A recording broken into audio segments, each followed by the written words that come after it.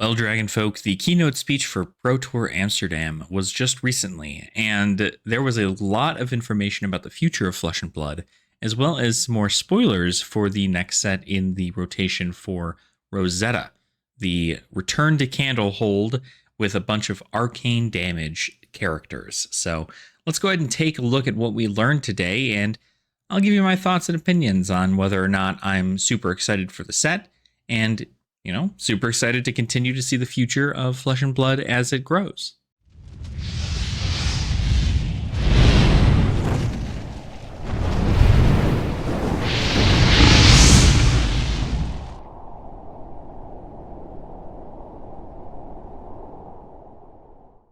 Welcome on in, everybody. Such a pleasure to see you all here. We are talking about the keynote recap that just recently happened over on Flesh and Blood's YouTube channel, where we ended up seeing a whole bunch of stuff, some new special things that we're going to be seeing in the future, and talking about the organized play and any of that other special stuff, as well as some new cards for Rosetta, including the final hero texts for every hero inside Rosetta. So let's go ahead and take a quick look at this article. I'm going to have this article in the description for you guys to look through if you guys did not see it. This is the live blog that they're doing for Pro Tour Amsterdam. So if you want to catch up on everything that is Pro Tour Amsterdam, I definitely suggest going to check this out if you're not able to watch the live streams that are happening as the days go on. It's going to be a very interesting Pro Tour. I think a lot of people are still expecting to see a Mistveil meta, but who knows, right? Who knows what we're going to see? So let's talk about some products. This is something that they brought up as they were explaining the future of Flesh and Blood. And with this, they are looking into a big focus into the first strike decks that are going to be released in about a week.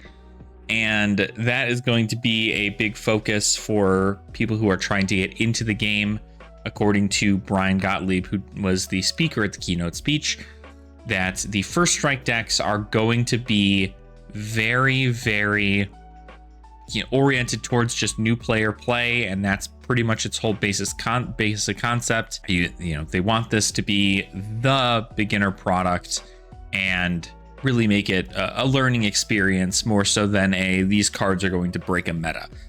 Now, I'm not sure how that's going to work out entirely, because if there's apparently, from what that sounds like, it sounds like they're not going to have any kind of special cards inside of them. It's just going to be very basic Blitz-esque decks that help you learn how a hero works and kind of give you a better idea about what their playstyle is as you grow with the game, and hopefully you can see that in the future.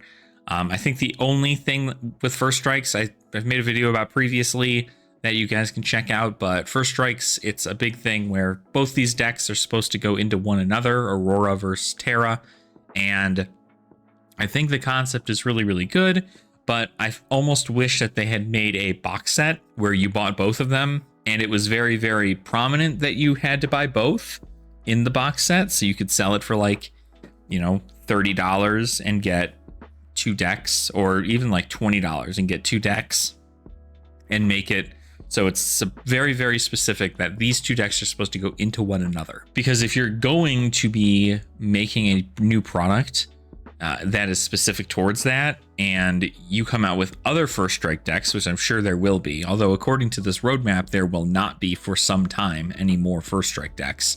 That these 2 decks will pretty much be the staple for getting people into Flesh and Blood. If there are no more first strike decks that come out in the future, then it's a product that did what it's supposed to do. But if there are other first strike decks, they need to be able to play into one another, and we'll see whether or not that's the case. So in just a week, we get to find out things like the deck lists and what comes in them, how expensive they are, what's worth it to other people to get them. Are there going to be any kind of special like extended art cards inside of them? Overall, hopefully it's just a banger of a product that ends up working out. Speaking of banger products that end up working out, the Armory decks here, we do have access to see how many Armory decks are going to be coming out within this next kind of year-long gap. So we already have Azalea coming out again on the 1st of August at Gen Con also, but there are 2 more Armory decks that are slated to be released for this year. And according to Brian Gottlieb, one of these 2 decks is for a hero that has not been released yet. So there's a brand new adult hero soon to be released with their own Armory deck that is going to kind of be able to show their stuff into the format, and we get to kind of see a way that they play around with that and whether or not it's going to be a powerful contender into the meta itself. But you'll see that from, November, December area where we have that last Armory deck, we have a wide gap all the way until April when there's going to be another Armory deck. So there's only going to be, at most for a while, 5 Armory decks on the shelves for about 4 months, probably 5 months. So those 5 Armory decks are going to be great ways to get into the game and learn how to play it if you're trying to get into Classic Constructed. And there's going to be brand new cards for all of these heroes anyway, and all of their classes. And then after April, we do have one in July. So it's another 2-month gap here between Armory decks. I think at this point, even after 5 Armory decks released, I feel like you're able to have a good amount of inventory on your shelves to make sure that if anybody is coming into your LGS to play, that they're going to be able to pick up one of these Armory decks and start it off and have a nice variety of decks to choose from. Also, when you look at this, we do have the Rosetta release in September, obviously. And then the next set is coming out in January and then in May. Something that Brian had touched on is that we are revisiting Rosetta. Rosetta, we are revisiting Aria. But believe it or not, there is also one of these 2 sets is going to be a return to another region of Wraith that we have been to prior. Now, when you think of the return to the areas that we've been to, you probably can assume either one of them is going to be the third part in the War on the Monarch the War of the Monarch trilogy, or we're going to go back to places like Volcor, or we're going to go to maybe the pits again, or even I know Metrix is just still pretty recent, but we could even go back to Metrix. So there's a lot of options available. My hope is that we're going back to Volcor, but that's just me. I'm hopeful for more Draconic stuff. The closer I can get to a Draconic Guardian or a Draconic Runeblade, the better I'm going to feel about it. And then finally, we actually got an announcement of a brand new product soon to be coming to Flesh and Blood in late March, early April, which is the Mastery Packs for Guardian. So Mastery Pack Guardian is what this set is. And from what I recall, it's got this little blurb up here actually, so that's going to help a lot.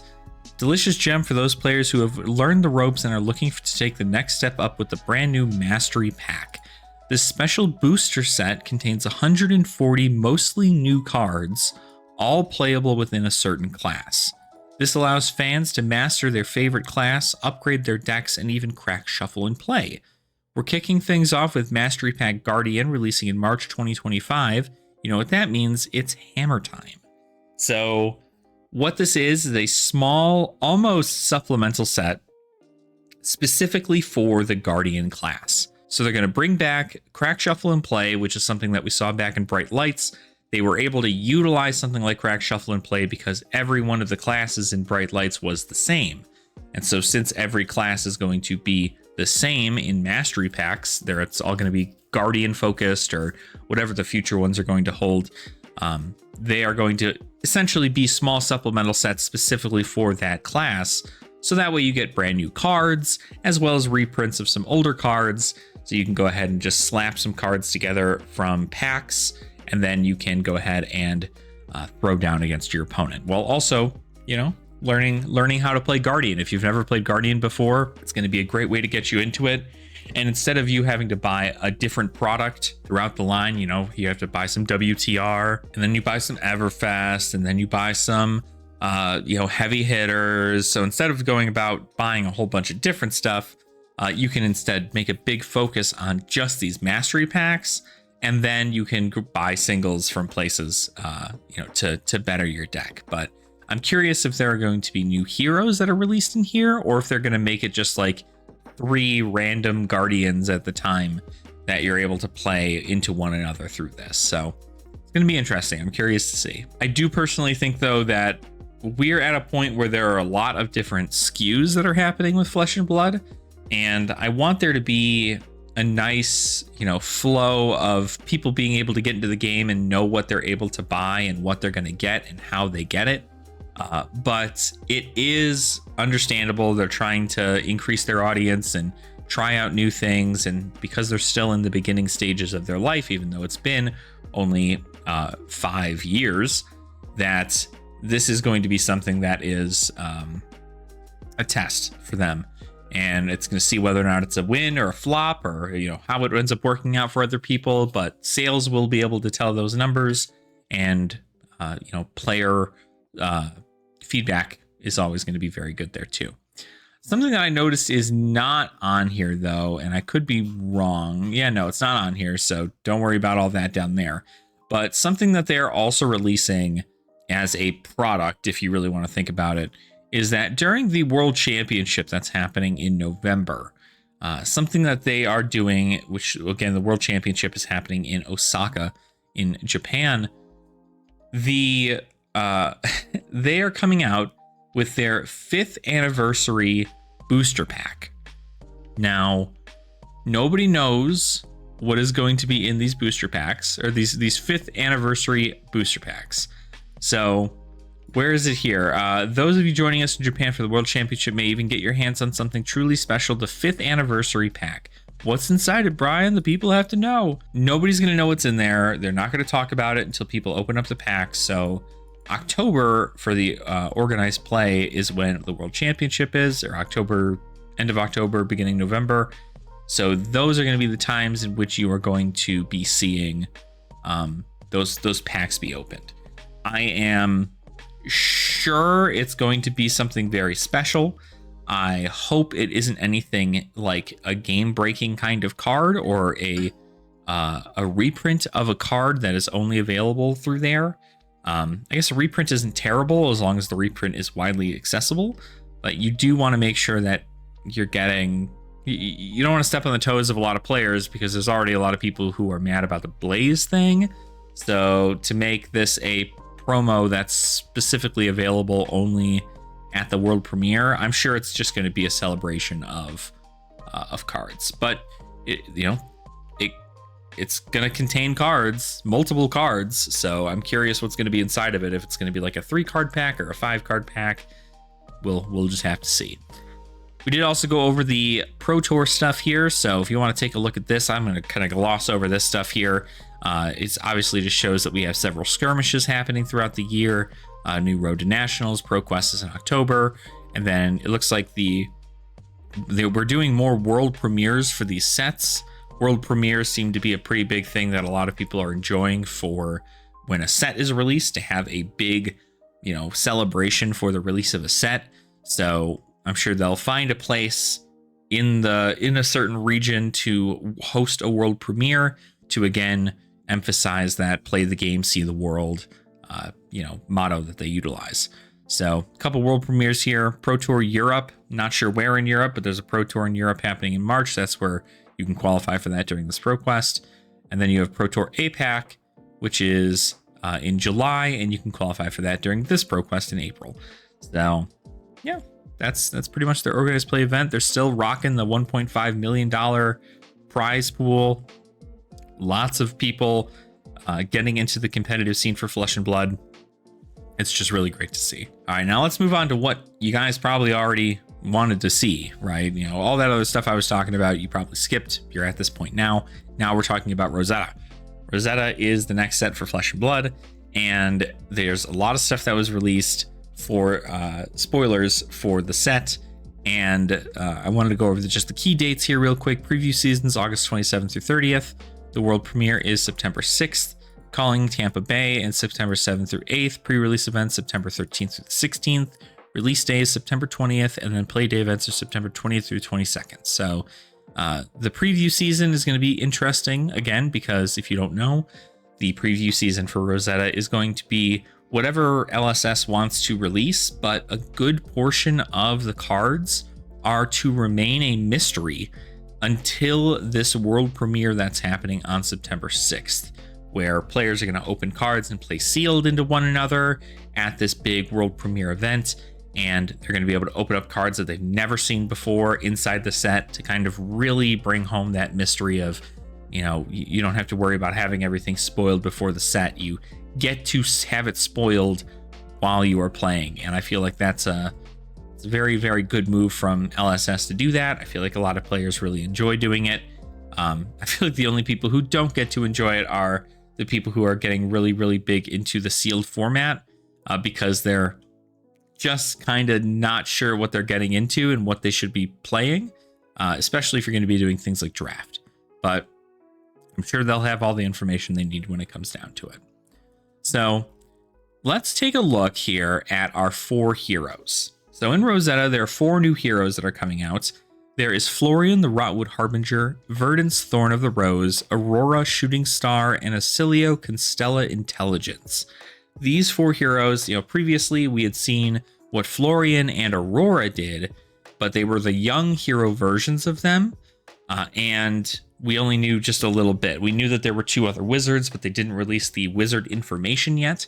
So we're going to take a look at these heroes and really show off what the concept is. We only really know the hero abilities. The only weapon we know about is Acilio's weapon, which we'll get into in a bit. But Florian Rotwood Harbinger, there is the adult version, and both of these Earth heroes, both of these Earth elemental heroes, they have different versions of themselves based on their adult and their young hero forms. I actually was lucky enough to kind of make this assumption when I was originally seeing Florian, because the young Florian says if there are 4 or more Earth cards in your banished zone, this will get, if you would create 1 or more aura tokens, instead create that many +1 of each of those tokens. And I was like, well, theoretically, if it's 4 for the young hero, wouldn't they probably could just double it, since it's going to be a longer game anyway, for the adult hero and make it maybe 8 Earth cards in your banished zone. And lo and behold, that is what happened. So Florian Rotwood Harbinger, this is everybody's new favorite boy toy, or non-binary toy. I think we obviously don't have any information on the gender, but man, Florian's a very, very cool character, very emo, and I think a lot of people are enjoying them a lot.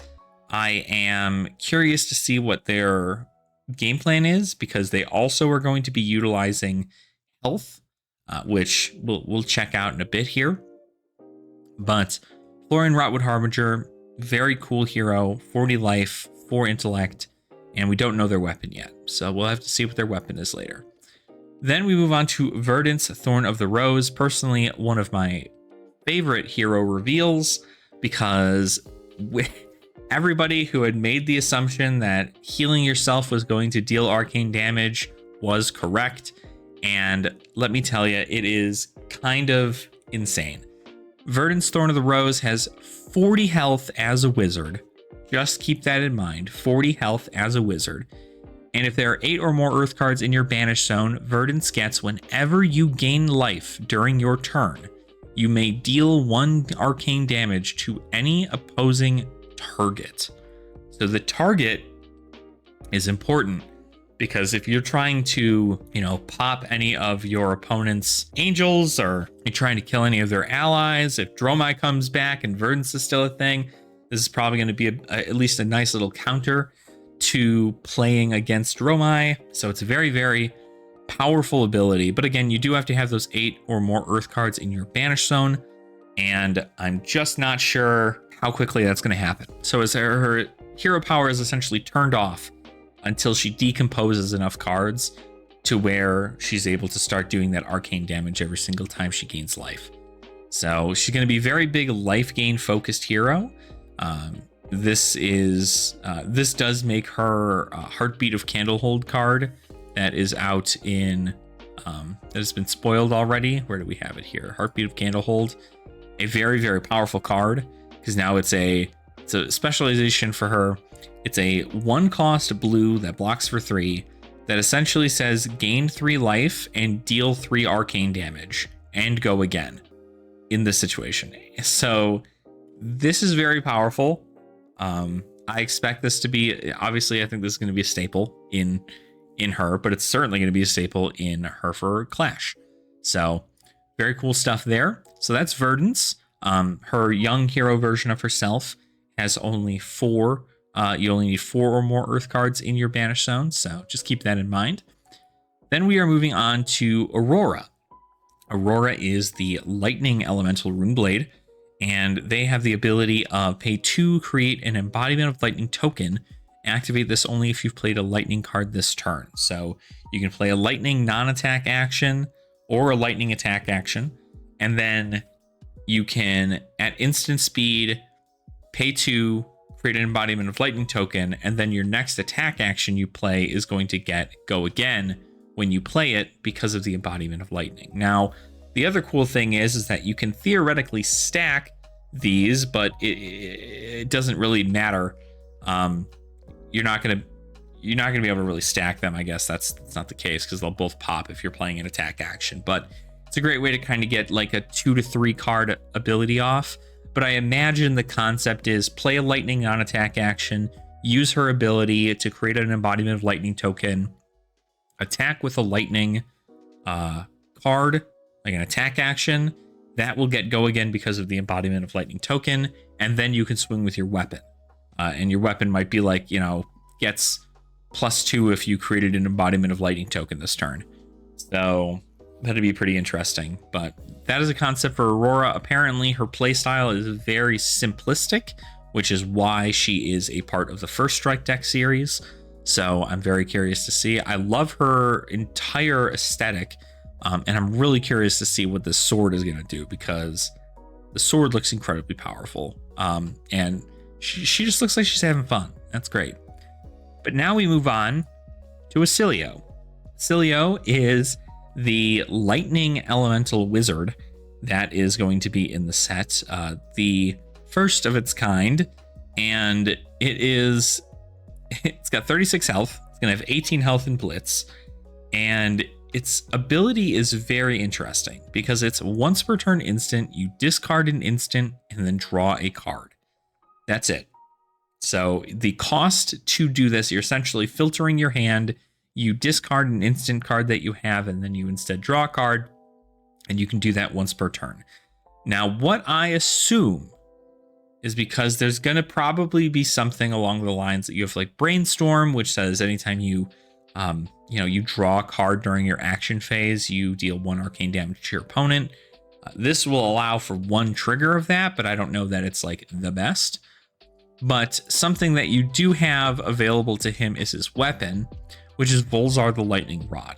Now, I'm not entirely sure whether or not this is the absolute weapon for him, but this is the one that we've had spoiled from some article somewhere, where you have, if you control an aura permanent with sigil in its name, this costs 1 resource less to activate.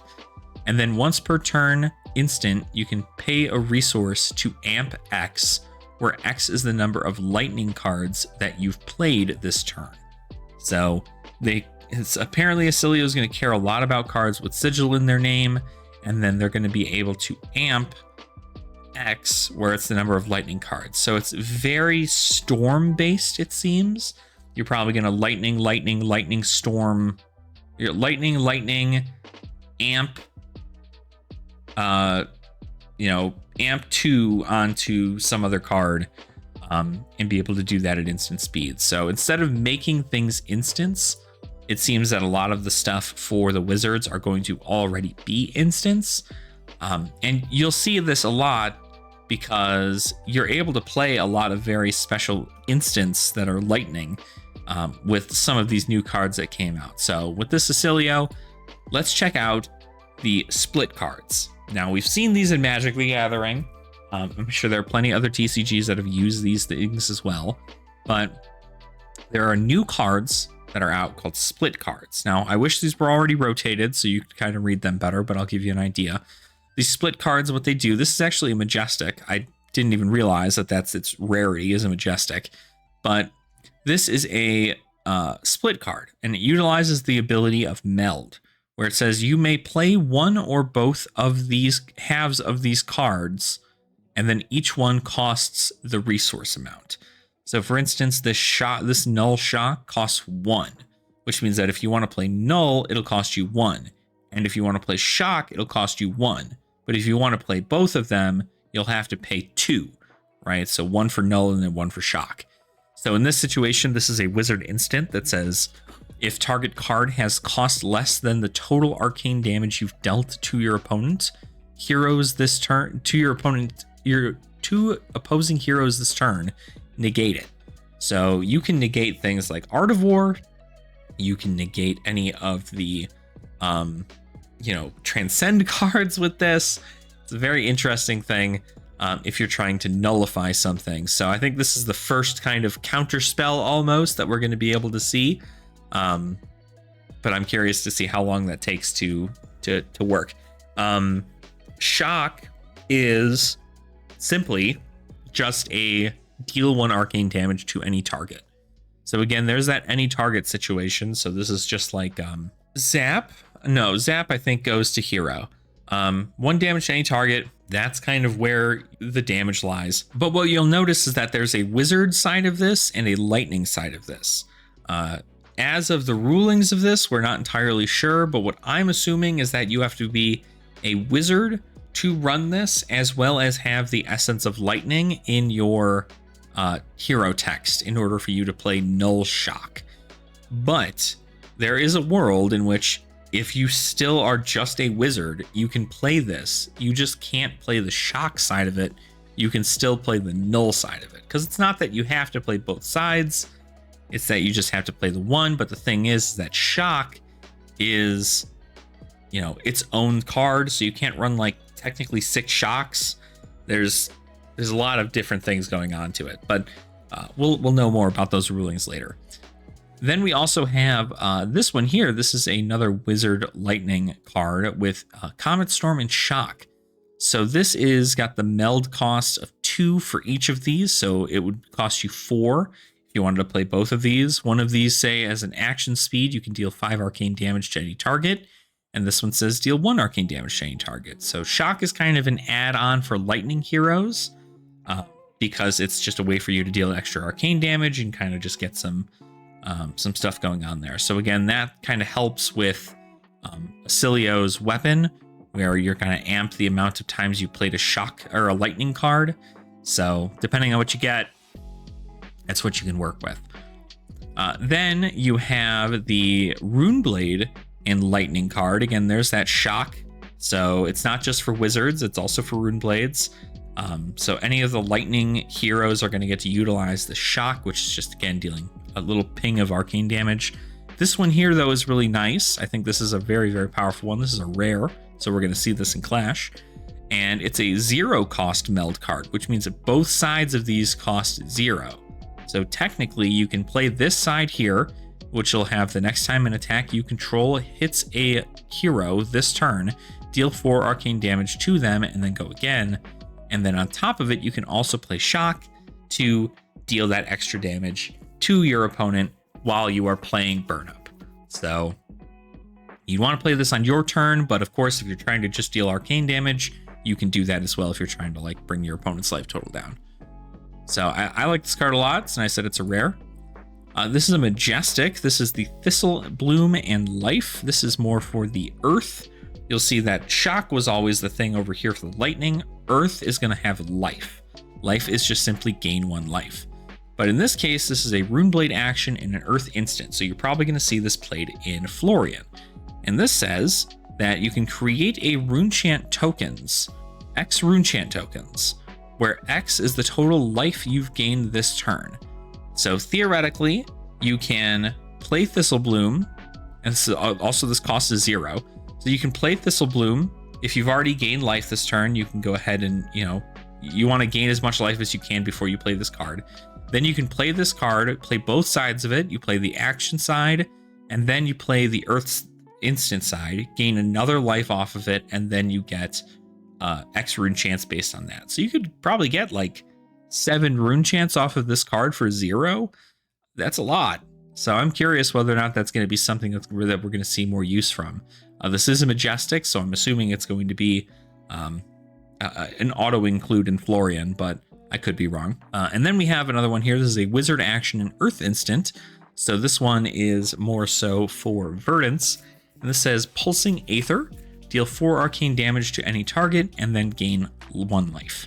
So arcane damage at action speed and then gain life. So theoretically, in Verdance's situation, you can deal 4, gain a life, deal another 1 because you gained a life. So you can pay 2 for 5 and a life. Not terrible rate, but I think there are probably better situations and maybe even better cards to run than this specific one. So we do have those. Some other cards that were announced that we can kind of just quickly go into. Sanctuary of Aria is a way that they're going to get around making null rune stuff for limited.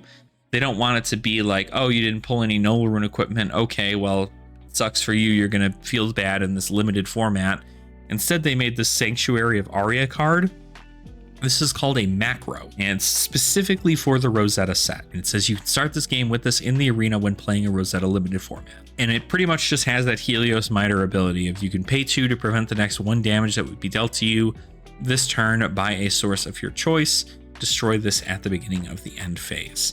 So it's a way for you to kind of be able to block out some of that arcane damage without the necessary null rune equipment.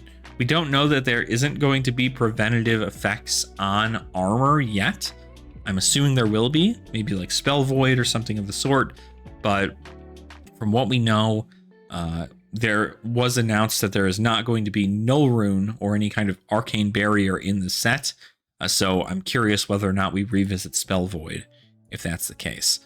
And then the other cards that were kind of glanced over as promos for some of the future events are actually 3 cards that are going to be in Rosetta, which is Hand Behind the Pen, Smash Up, and Tongue Tied. All 3 of these cards essentially are utilized as arsenal disruption. For instance, Hand Behind the Pen says that when it hits, they turn a card in their arsenal face up, then banish a non-attack action card from their arsenal. This one says banish an attack action card from their arsenal, and this one says banish an instant from their arsenal. You'll see that they have this is 1 for 5, this is a 2 for 6, this is a 3 for 7, and all of them care about destroying your opponent's arsenal. Obviously, you have to guess what's in their arsenal for that to actually happen. It's not just an automatic destruction, but more arsenal destruction is really nice, especially at generic, because you're going to be able to see more of that happen. That also means that I'm assuming a lot of cards are going to be put in the arsenal during limited events, or even maybe even in constructed. So these might be things that you're going to want to try out into those. But yeah, so that is pretty much the whole concept with the keynote speech.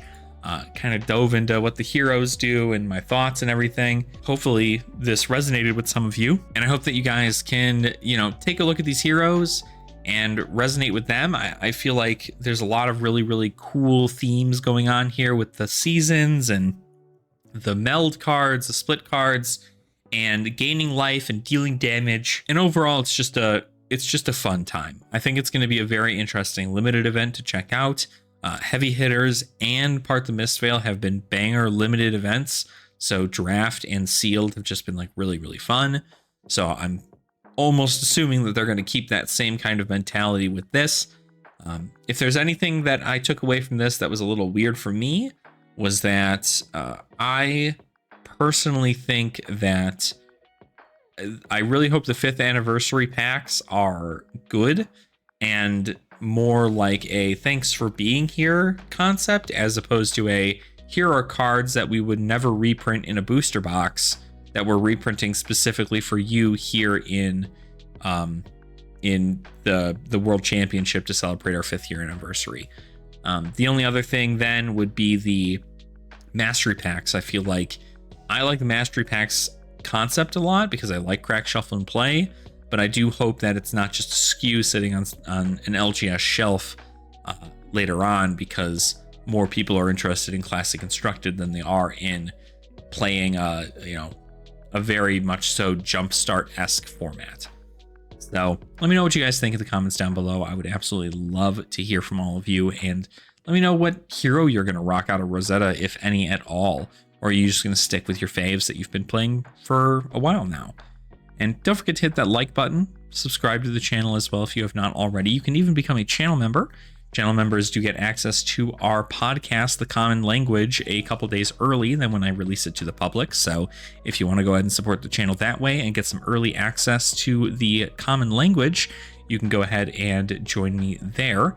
Otherwise, just being a subscriber and watching my videos is more than enough for me. So thanks so much. I hope you have a fantastic rest of your day. And remember to continue having fun in the flesh and blood. And I'll see you all when we return to Candlehold.